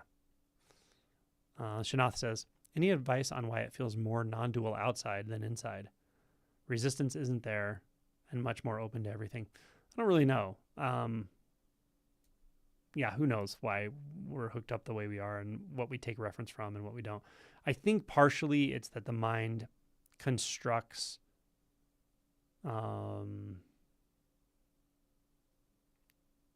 sort of views. It constructs views based on things it sees frequently. So let's say if you're in your house frequently, there's a lot of reference points of like, that's mine, that's his, this is mine, this is my room, that's where I sit when I'm uncomfortable, that's where I go to meditate, that's where I sleep. Like there's a lot of reference points pointing back to the sense of a you maybe, or of a space. Whereas if you go outside in nature, it's kind of, I guess, less predictable, right? It's has more of that mysterious nature to it, which lends itself to more, or to easier access to the non-dual. Yeah. Jenny. Hello, Jenny. Boundless Genergy. That's awesome. Hello from Madrid. Hello. Welcome, welcome. This is from Bud. Thank you for your coin of presence, non-presence. Looking forward to mid-May retreat again. Presence, non-presence. Yeah. Flashed. Can you talk a bit more about looking for boundaries when moving awareness between objects and the one-pointed approach? I wouldn't do that with the one-pointed approach necessarily. Yeah. So if you're taking a one-pointed approach, I wouldn't really try to move your attention around looking for boundaries between this and that. I would just let everything merge into that one being with a capital B. Let everything merge into that one doing with a capital D. Right? One doing. just eating, just sitting, just walking, become one-pointed in that. Singular. There's no other practice to this. Like if you add another practice, like moving your attention here and there, I think you'll muddy it up. Yeah. Yep. That's my opinion. The one-pointed approach is really an approach to first awakening. It could come into play later too, but it's generally that. Okay, this is from Frank. I still get very lost in ruminating during natural meditation sessions. Is this normal, or should I be focused on more one-pointed meditation? Yeah, if that's the downside to natural meditation is, especially early on, it's harder to do in a way because it's not a doing, of course, but that happens, right? We get lost, just totally lost in narratives and thoughts. Just a thinking session. If you find yourself in just a thinking session, then maybe alternate between doing natural meditation and doing either inquiry, some form of like a kind of one-pointed inquiry, or doing meditation in unbound or with unbound consciousnness, which is much more directed into the thought space. And there's a whole playlist called Consciousness you can use to learn that. This is from Astrid. Is there empty space? Love it. Beautiful. Thank you. You're welcome. This was a question I asked earlier. Is there empty space? You might be surprised. Alex H. Could it have a negative effect to watch videos of people on YouTube who claim to be awakened, but whose realization is not yet very deep? Yes. In a word, yes. I mean, negative effect's not going to hurt you. It's not going to harm you in some fundamental way. It can waste your time, though. Carrie Sewell, Carrie. Sometimes it feels like a personality assembles itself and interacts with others happen, then it all dissipates. Something like a thought or emotion. Is that still self-identity coming in? No, not necessarily. Well, really, ultimately there is no self to come in, but I wouldn't worry about it in that way. I would just feel into it a little bit and see, is there some motivation, agenda that's behind it? Usually it'll be obvious. It'll be something you can't let go of, right? If you have an interaction with somebody and it feels a certain way and it feels like, oh, some kind of personality construct came together, had an interaction, let go and moved on, then who cares, right? But if it feels like you come out the other side of it and something's like feeling really clingy and stuck or whatever, then it can be helpful just to look into it a little bit, not trying to find a self or no self. I mean, just asking yourself, okay, what was the trigger there, right? Like, was something triggered? Was there an emotion I wasn't fully feeling in that moment, and now it wants to come forward? Something like that, like just an intuitive feeling into what it might be about, so to speak. May be helpful, may not be helpful, but in general, I wouldn't get too concerned about it. Because it feels like that, right? Every moment is different and every set of conditions is different. It comes together and a certain expression comes and then it disappears and then, on and on and on. So, yeah.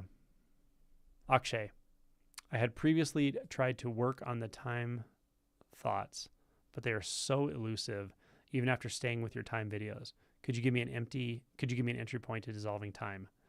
Well, I mean, if you've tried that hard and it's not really settling in, then I would probably not keep working on that because I do have a lot in that playlist, right? So if you've been really trying to use that approach, that entry point, and you've only gotten a certain ways with it, I would try something different. Maybe something less like fine-pointed and directed, maybe as part of your practice, something like unbound consciousness, meditating in unbound consciousness, which is a very different type of experience. It's a much more open, simple, all-inclusive, expansive experience. That's what I would actually recommend as a kind of complement to that. All right. When you talk to dialing into an emotion and letting it be there, does the emotion become the only thing you're aware of, or is it just one part of the whole experience field? It can be either one. Yeah, I wouldn't get too nuanced about that because you'll end up kind of judging your experience, I think. I would just say maybe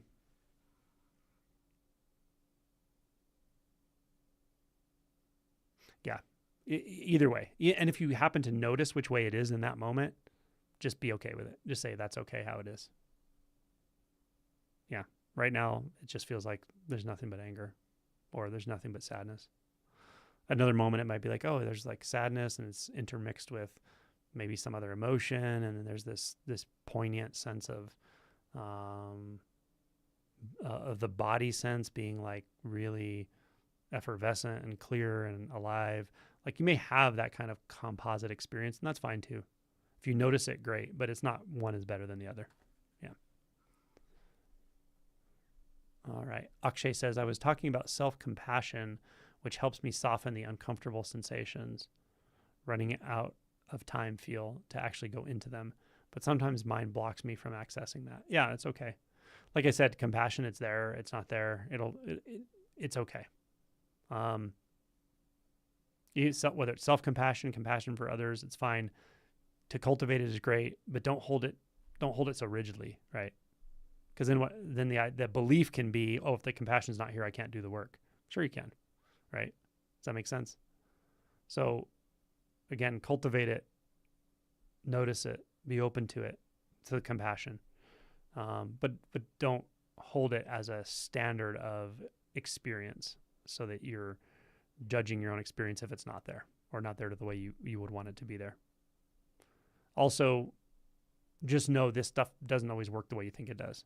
Like we can have all these ideas like, well, this is causing this and this works for me because of that and this.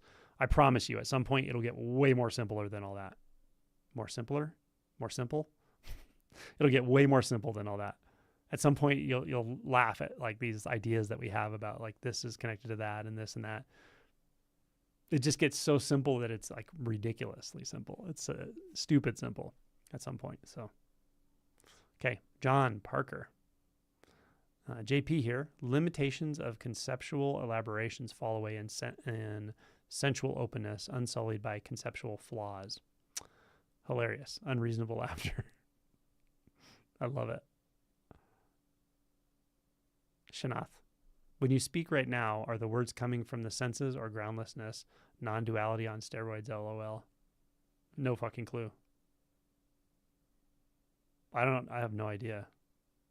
I don't even know that these are words. It's not about the words, though. It's not about the experience. It's about the lack of an experiencer. That's the key to this whole thing. Changes everything. And it's also impossible to talk about it. So I can't really give an answer to that question. Really. Yeah.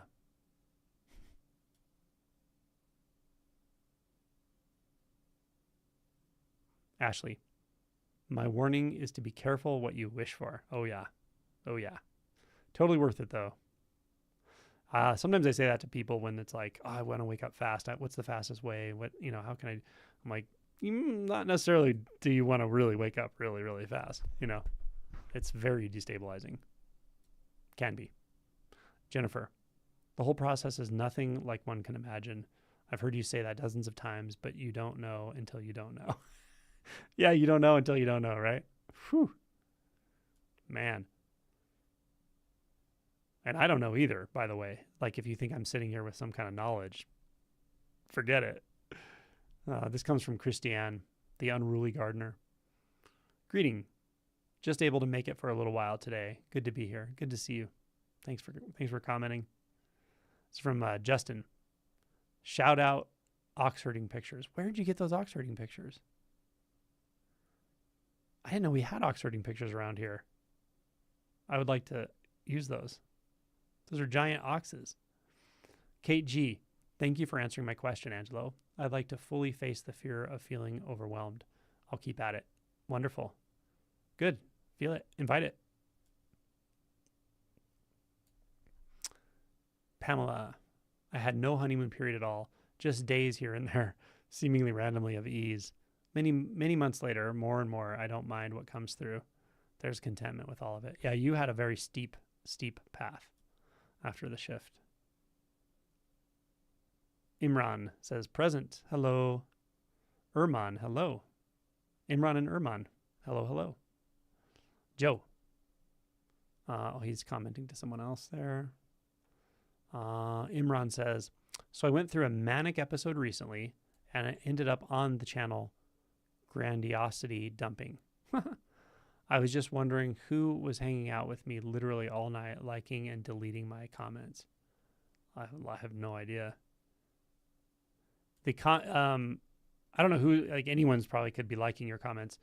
The only way comments really get deleted is usually if they have some kind of profanity. Like there's filters that'll delete comments. And then also if anyone puts links in, it'll just automatically delete. So sometimes people are like, why are you deleting my comments? I'm like, I'm not. I do delete comments on occasion. They're usually if they're just belligerent. All right. Akshay says, how can I know more about what Buddha said about theoretical physics? Well, he didn't know about theoretical physics. Could you elaborate? Also, how does learning feel like for you? I feel like this journey is making me things in new, interesting way. Think in new, interesting way, maybe. Yeah, I mean, Buddha didn't obviously talk about quantum physics per se. You might want to check out Nagarjuna. Okay, Autumn. I want to be in close proximity to those who are awake and have been doing the work because I can feel it. The close proximity changes. Yes, I totally agree with this. 1 second, guys. Sorry. The close proximity changes how I experience the moments. Yeah, I agree with Autumn. It is nice to be around people who are awake. Yeah. Justin. Thanks for the pointing on the 10th fetter beliefs. Very helpful and much appreciated. Oh, you're welcome. Yeah, I could summarize the 10th fetter in a very, very simple way. And I almost hesitate to ever even say it this way because it seems too damn simple. But it is this simple, really. But it's kind of like you have to go through that whole process and actually deconstruct the self and actually go through no self-realization before this can actually be rectified. But the belief essentially underneath all of it is that there's something I need to do at all, but something I need to do to make myself feel better. That there's something I need to do to feel less pain and more pleasure. Essentially, there's something I need to do to not suffer. That fundamental belief is so deeply rooted in our energetic system that it's even fundamental to the sense of a self. So because of that, we actually create a self, right? Not like we have that choice and we push the button that says create a self. We're wired for it, but what fuels that sense of a self and keeps it so intact is the sense that we need to have that because that provides agency. And for any of that to work, we need the experience of duality, right? Because if there's no duality, then there's nothing for the self to operate on or push against or have a reference to, or even keep itself alive in reference to a view, right? So then now we have to build non-duality. Now we have to build duality, and then on. Like then we're in the 10,000 things. So that whole cascade is built over, I don't know how long, but a period of a couple years in the beginning of our life. And then it can collapse much faster, but you're going back through all of that into that fundamental sense that something needs to be done at all about anything. Yeah. It's kind of anticlimactic in a way, but it's also not. So, okay, Alex, how does awakening usually affect social anxiety and fear of rejection? It will probably dramatically increase it. Didn't want to hear that, did you? When you first have a shift, you may find that none of that's there anymore. You may feel enlightened. You may feel like things are so clear and so light and so fluid and so in flow, and the usual concerns and hesitations and anxiety is just not there. And then at some point you will start really doing full on shadow work. Then what you'll find is you actually feel things more directly than you ever did. And from there, that's what I was taught. That's why I was kind of jokingly saying they'll be more intense. You'll feel more intense fear of rejection. You'll feel a more intense, maybe not necessarily social anxiety, but you will feel these fundamental fears and fundamental emotions and anger in a very direct way. but you have to. This is important, right? You can't have non-duality if you're distanced from your own emotion body. So then you'll go through that phase where things will be much more intense and direct, and then things will start to integrate more in very nice ways. So that's the general rule, I suppose, or the general flow. All right. Sonship. I've heard many dramatic stories. Might anatta feel gentle? Yeah, for sure. For me, it was very gentle. It was very simple. It was obvious. I noticed something that I never not noticed already, but it was laughingly obvious. It was kind of funny. Akshay says, this journey of unbinding actually feels like regressing through the ages in a good way. Yeah. I find myself watching videos from random math proofs and physics lectures like I used to as a kid. It was fun. Very cool. Bears without ears. Lately, I've been noticing that desire is slowly fading, including the desire to awaken.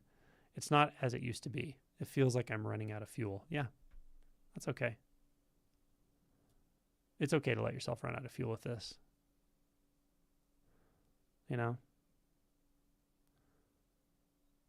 Sometimes the fuel of avoiding suffering, when suffering starts to calm down, the fuel of not just avoiding but wanting to cure suffering, and suffering starts to slow down and settle down, which it doesn't always. For some people, it doesn't at all before awakening.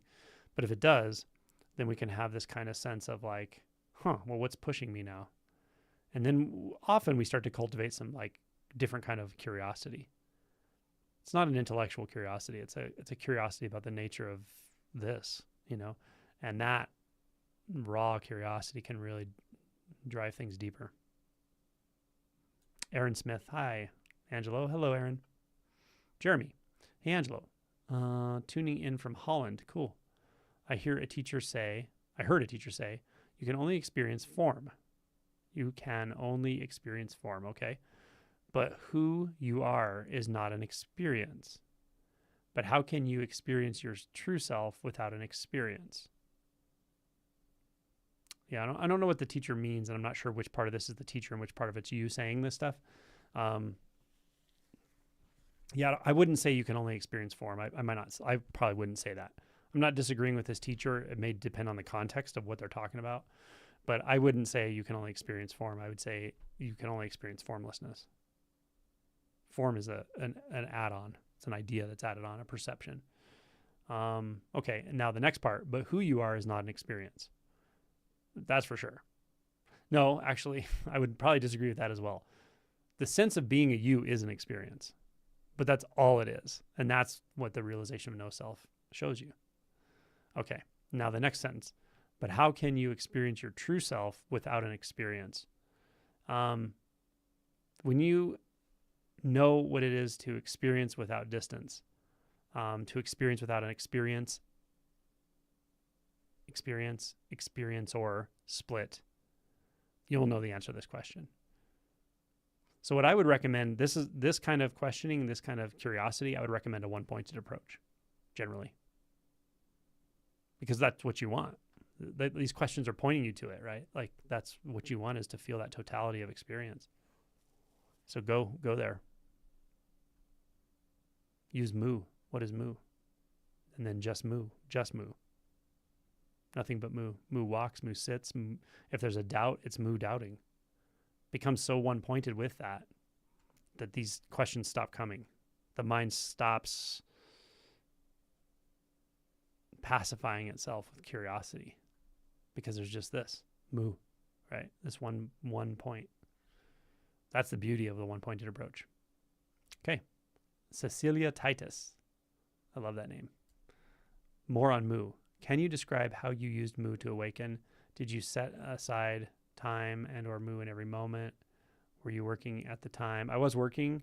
I didn't set aside time because I wasn't sectioning my life off at that point into times when I'm in practice and times when I'm not in practice. It was a full-on experience. So the motivation was always there. So it wasn't about setting aside time or anything like that. But when I would sit, of course, it was much more potent. experientially. You have plenty of time. I'll just answer you this. You have plenty of time. You have way more time than you realize. You have way more moments than you realize to just stop thinking about it, right? Don't think about this stuff. Just move. Just move, right? When the mind starts going, well, what if I don't have enough time and got to work later and this and that, and sit and move. Just move. Just move. Yeah, that's how we do it. That's how we do the one-pointed approach. Okay.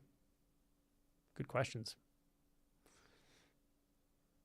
Aish Gardens says, while trying to feel deeply into emotions, if they evolve the sense of needing to cry, it is interrupted by a yawn every single time. Any thoughts? Don't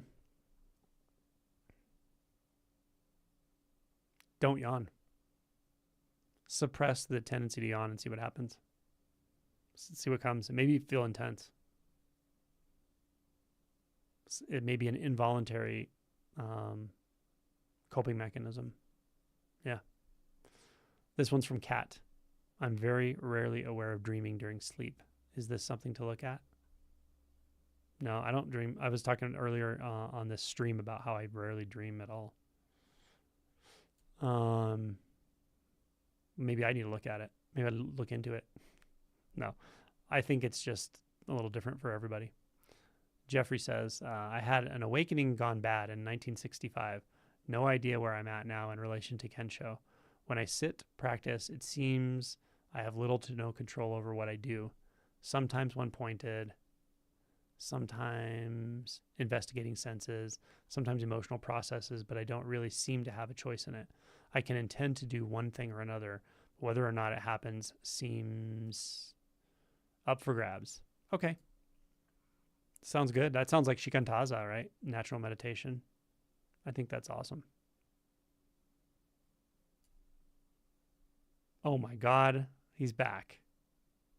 He's back. It's been months. It's probably been a year. Ball Smasher is back. Welcome, Ball Smasher. I've been good. Thank you. Thanks for coming. Thanks for coming back. All right. Ashley says, don't even know these are words. That made me laugh so hard because I get it. I mean, if I talk really, really precisely about experience, it gets very strange very quickly. Dakota. Hi, Angelo. Hi, Ball Smasher. Hi, Dakota. Shanath says, can you say an unusual, uncommon pointer to investigate the visual field? An unusual one? Why does it have to be unusual? Oh my gosh. I don't know if it's, I'm not going to be able to think of like uncommon or unusual. I don't know what that means, but to investigate the visual field, I would just look at it and say, ask, where am I in this? Yeah, that's a good one. Where am I in this? And it's uncommon too. I think I actually was able to answer the question. Okay. Jeffrey, if I try to make one thing happen, stick with it, there's almost immediately a sense of great struggle, and that becomes what's happening. Am I lost in the weeds? Any suggestions? You know, I actually might challenge that if I were you. I might really see like, because I talk in my book about where does intention meet surrender, and I do find that people in deeper stages of things, or after awakening and they're moving through shadow stuff, sometimes people tend towards one side or the other. Like they tend more toward intentional practice or focused practice, or they tend more toward surrender. And I find that either one of those can be a fixation. They're not necessarily a fixation in and of themselves, but either one could be a fixation based on what's going on with the person. So there could be something that's being avoided. And the fact that you're asking makes me wonder. So, so the sense of great struggle, I might look into that, right? Almost maybe push through it for a bit. Maybe you find something that really challenges you to go through a barrier or a boundary. Like PSIP is a modality that I've come into contact with recently and seen where some people do find that it kind can really push them through certain kinds of boundaries that are otherwise very subtle, unconscious, hard to see. So you could look up PSIP therapy if you're curious, but it doesn't have to be that. I'm just thinking of something that is really good at getting you through an unconscious boundary. Maybe nothing there, but I suspect there might be something to it. And it doesn't really matter either way. Like, this is obviously a spontaneous unfolding practice and process anyway. This one comes from Glitter Muse. Dancing in to say hello, Angelo and Sangha. Hello, Glitter Muse. I'm glad you're dancing. Okay. Ball Smasher. Could you talk about how emotions create these words that can be so different from each other? For example, you process old hurt and suddenly everything looks different. People don't hate you. Nobody's against you. It's chill and loving. A 180 degree shift. Could you talk about this? Yeah. Well, conversely, often what happens is when we're in a strong emotional experience, say it feels like doubt or something, we'll actually be seeing through the lens of doubt, and we'll be doubting everything. Like the whole world looks like doubt, right? We doubt this, we doubt that. So it can be helpful just to learn that when we conceptualize or we use our mind or use our judgment through a veil of an emotion, it's often colored by that emotion. Now, I find that tends to improve and dissipate the more acclimatized we are to feeling the emotions. The more comfortable we are with just really feeling deeply into any emotion, the less likely we are to have that as a filter coloring our processing and actually influencing our choices and our communication style and so forth. On the other hand, maybe more along what you're talking about, along the lines of what you're talking about, when you move through something really deep, something very stuck, very old, very ancient, that's been lodged in your system for a long time in your pain body, let's say, and you move through and something releases, something opens, something shifts, that's exactly the experience that often happens. Is all of a sudden there's just this clarity, like, oh my gosh, like I trust people now in a way I didn't before, and things are simple and there's flow, and I don't have these difficult conversations with people and arguments, and like so much can fall away. So I guess I'm not super inclined to talk about like why that is necessarily, but I can say that it demonstrates the value of doing deep emotion work. It demonstrates the value of going down deep into the well of grief, as David White describes. It shows you the importance of doing deep shadow work and not overlooking anything, because the deeper you go, the more of this kind of release you get, is what I find. With superficial is like not a great word for it, but with initial maybe emotion work where you're not getting super deep into the emotion structure and so forth, and how it's intertwined with identity, you may notice some releases here and there, but when you get really deep, or just have a very big fundamental shift, it changes a lot. It really changes a lot about your personality, your experience, your everything. Now, sometimes this happens not because of work that we're doing purposefully, but because of disruption or tragedy. So, I mean, if you've ever been around somebody who's lost a loved one that's very close to them, and it was very destabilizing for them for a few years, but then later on they're just a more open, compassionate person, I think this is very common. So that's another example of when you have or are forced to, or have gone that deep in the emotion body to feel things like complete helplessness, abject fear, all the deep emotions, then it changes you. This is a lot of why I do what I do, because I know that this will help us not act so unconsciously. People won't get this, innocent bystanders won't get so much of this stuff from us, right? Because we're moving in deeper alignment with our heart. Yeah, that's what this is about, really, ultimately. So thank you for your comment.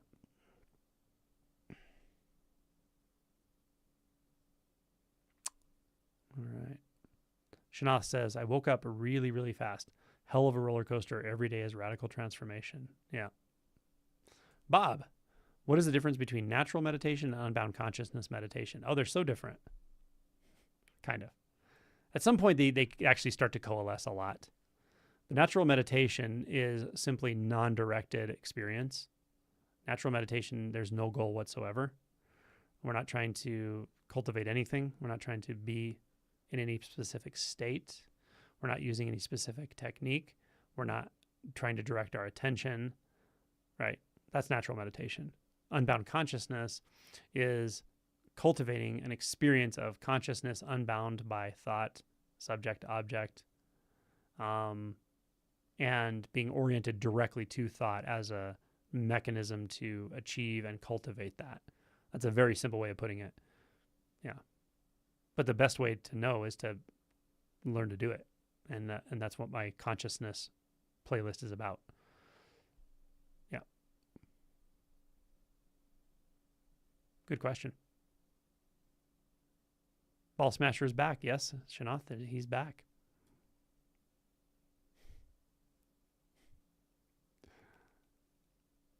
Ball Smasher says, hell yeah, baby, back new and improved. Right on. All right. Hi from the road. Hey, Sarah. Good to hear from you. Cecilia, where's the community locator? Maybe someone can post it here, but it's, I think I put it under my videos. If it's not in my links under the videos, you can just type in community locator on my channel and the video will come up, and that video explains how it works, and you can use the link. G, been trying to dissolve my viscousness and heaviness in my experience, and they often wobble rather than let go. Is there a reason or a belief or something causing it? Viscousness and heaviness. Viscousness and heaviness and contraction and muddiness and disorientation aren't really primary experiences as much as they are a composite experience in my experience. So instead of trying to directly address them, just look into any other emotions that are there, even if they're subtle or unclear, right? Because often it's different emotions stuck together and different intentions that are kind of pushing and pulling on one another. Or there's one really prominent emotion that's being massively repressed. So that's kind of what I would do, is like look around a little bit and use some inquiry maybe to see what else is being felt here. What's going on? What are my beliefs about this? Right? That kind of stuff. Imran says, okay, I guess last follow-up question, if possible. What do the extreme schizophrenic-like states I get from bipolar disorder have to do with the awakening process, or is there some particular advice? I don't think they necessarily have to do with the awakening process with bipolar disorder or like mania specifically, and sometimes even the depressive phase. There can be psychotic features, right? And that's what I think what you're talking about. I would just say that I've known people who have woken up with bipolar disorder. They generally do okay. But the cautions I usually give people are things like, don't get the idea that like awakening is suddenly going to cure that for you, and just stop taking meds or something, right? That's probably not a good idea. In the same way, if you're diabetic and you need insulin, awakening is not going to suddenly make it so you don't need insulin, right? Now it may calm that down to some degree, and I think over time it probably will. But like right after awakening or when you're doing deep shadow work is like not the time to try to get off meds and stuff, in my opinion. But if you are interested in any of that, always do it with your provider, right? But I think over time things do tend to calm down, just because everything tends to calm down. But that's usually after a lot of shadow work and like deeper realization and stuff. So I don't think there's a direct realization, a direct connection necessarily between the realization and psychosis. Although Carl Jung did have some interesting observations about it, right? He noticed that when people were like floridly psychotic, some of the features of their psychosis, the things they would describe, were things he would actually read about that people in like native cultures would describe. So there's these archetypal motifs that can come up in psychosis that also come up in storytelling and all these different things. And there's something to do with the tendencies of our consciousness or something.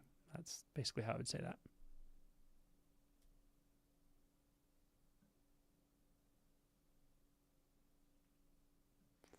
Imran continued to say, sometimes I have enough insight to do a meditation and notice clear light experience doesn't change, but I'm still completely whacked out psychologically and acting on it. Yeah, I totally understand. I mean, I feel you.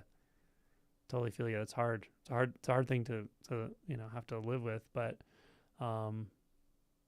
just treat it with compassion like everything else, and we all have our challenges for sure. So, but I'm proud of you for doing this work in relation with that, and I think it'll take you to a good place, but it might take some time to settle, more. Yeah. Glitter Muse. Angelo, can you speak about the energetics of empathic distress and some pointers for folks that are wired for wide open? More of a general request for the benefit of the Sangha.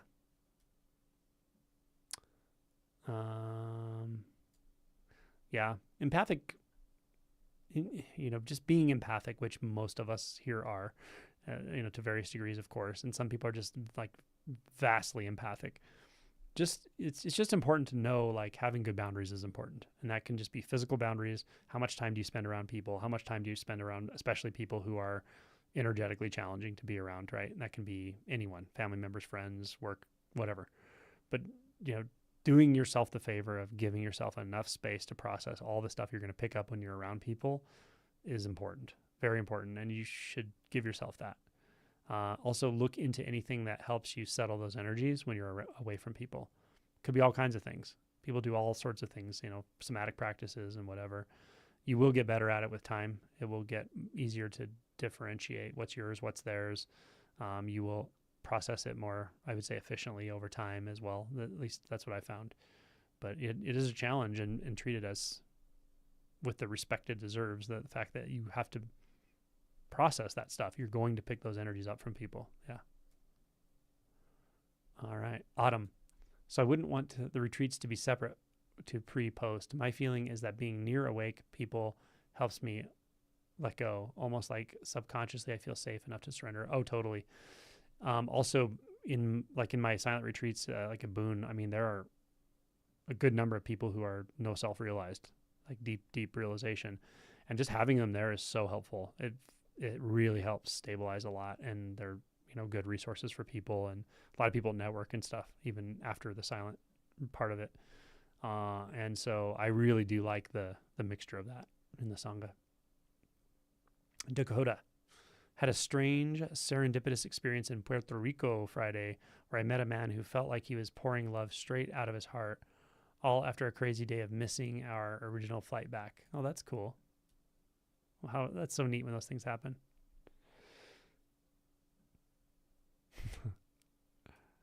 Jeremy. Wow, what you just said about the 10th fetter blew my mind. It really is too simple. Yeah, it really is. Hey, Brad. Good to hear from you. 50 Shades of Real. Just wanted to stop hiding and say hi. Hello. I'm happy you're here as well.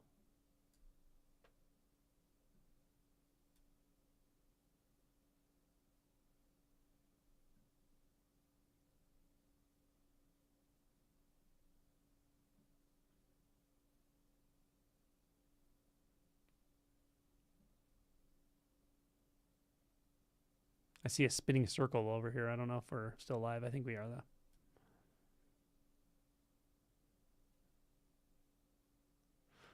This is Imran. He said, I remember seeing these ball smasher interaction years ago in recorded streams. This is a celebrity moment. Yeah, totally. It really is a celebrity moment. All right, y'all. I'm getting towards the end of my time here. It goes so fast when I'm online with y'all. Ball Smasher asked a question here. Speaking of dreaming, have you had an experience of moving straight into a dream without losing consciousness? No, I haven't. Have you ever had sleep paralysis? That's kind of what that sounds like. Oh, yeah. Yep. Sleep. Yeah, you're describing sleep paralysis. There's a movie actually called, I think it's called The Nightmare. The Nightmare. Yeah, and it's about sleep paralysis. And it's actually 5 or 6 people describing their experiences, and they have like chronic severe sleep paralysis. It's really wild. Yeah. All right, y'all. I think I'm done for the day. But thank you all for your questions. I appreciate it. We will see you all in the near future for Double Barrel Non-Duality. And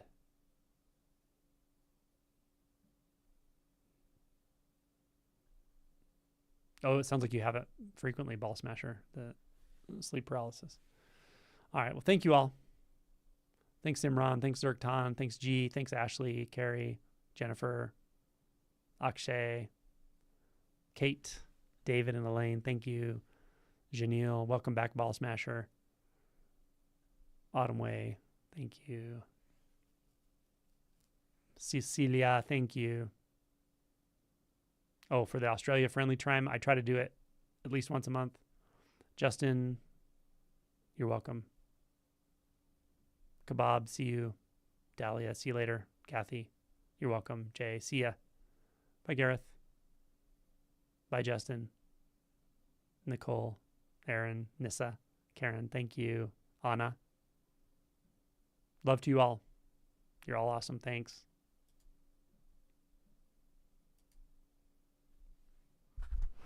Cool. Good times.